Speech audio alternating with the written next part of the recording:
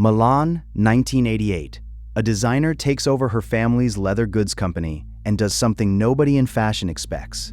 Instead of chasing beauty, she starts chasing ugliness on purpose. Nylon instead of silk.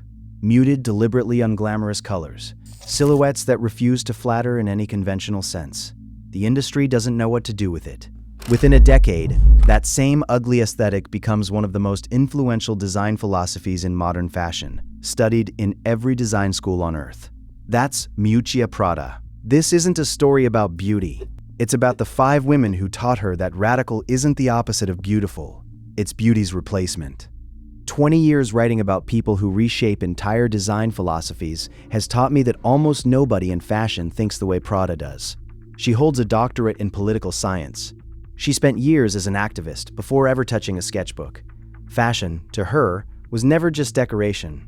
It was an intellectual argument, dressed as clothing. That instinct came from watching specific women prove that intelligence and provocation could live in the same body of work, decades before Prada built a company around that idea. 5 women. Let's start with the one who, according to Prada, made intellectual seriousness look like the most radical outfit in the room. Number 1. Susan Sontag.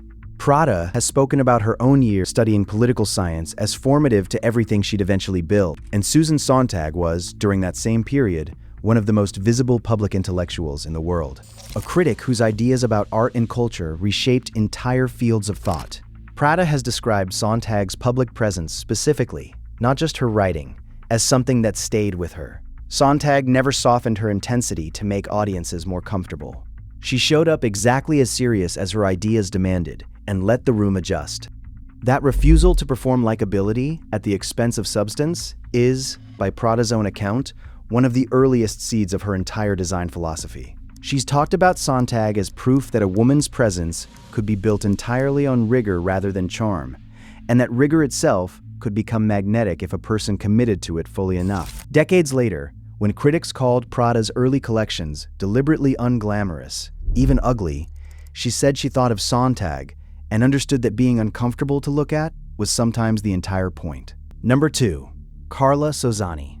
Long before she became one of the most influential figures in Milanese fashion curation, Carla Sozzani worked alongside Prada during the years the company was being reshaped into something entirely new. Prada has credited her with an instinct that shaped the brand's earliest identity, the belief that fashion could function as cultural curation, closer to editing a museum collection than simply designing garments to sell. What struck Prada about Sozzani wasn't ambition in the conventional sense. It was patience, a willingness to build something slowly, resisting every commercial pressure to simplify the vision into something easier to sell quickly. Prada has described that patience as a kind of radicalism in itself, in an industry that has always rewarded speed over careful, considered ideas. Sozzani, in her account, proved the slow path could still end in enormous influence, just on a longer timeline than the industry usually tolerates. Number 3. Carla Fendi.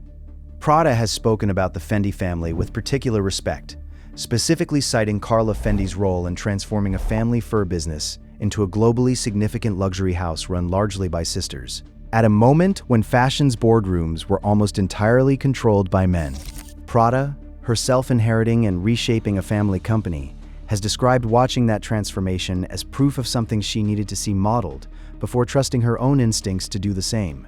What Prada has pointed to specifically is Fendi's willingness to push an established, traditional business somewhere genuinely unexpected, commissioning avant-garde design collaborations that shocked longtime clients, betting the house's reputation on ideas far stranger than anything it had previously stood for.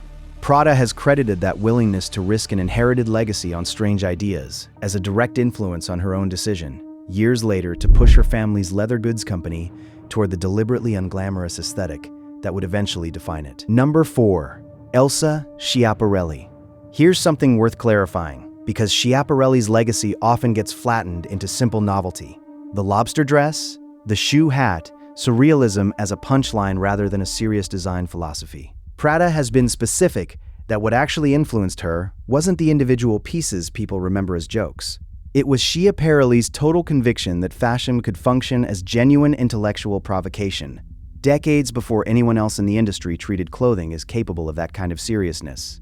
Schiaparelli collaborated directly with surrealist artists, treated a garment as a canvas for actual artistic argument rather than decoration, and did it during an era when the industry had almost no vocabulary for taking fashion that seriously as a medium. Prada has described her as proof that a designer could be genuinely strange and genuinely rigorous at once, that those qualities weren't actually in tension, no matter how badly the industry wanted to file them into separate categories.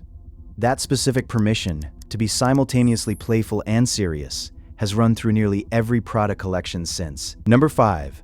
Marina Abramović. Prada has spoken about her long-running fascination with performance art as a genuine influence on her design thinking, and she's pointed to Marina Abramović specifically as an artist who redefined what an audience could be asked to sit with, physically and emotionally, without ever softening the work to make it easier to watch. Abramović's performances often demanded real endurance from both artist and audience, refusing entirely to offer the comfort or resolution most art provides on request. What Prada has singled out about Abramović is the total absence of apology in the work. Nothing was staged for approval. Nothing existed to be liked. Prada has described that as the exact quality she's spent her career trying to smuggle into fashion, an industry built almost entirely around wanting to be liked, wanting to flatter, wanting approval measured in immediate commercial response. Abramović, in Prada's account, proved that discomfort itself could be the message, and that an audience would stay, would keep watching, precisely because nothing was being handed to them easily. That's the exact tension Prada has chased in her most challenging runway shows. Clothing that doesn't ask to be liked, only to be reckoned with. So there they are. Susan Sontag, who proved rigor itself could be magnetic. Carla Sozzani, who proved patience could be its own form of radicalism. Carla Fendi, who bet an inherited legacy on genuinely strange ideas.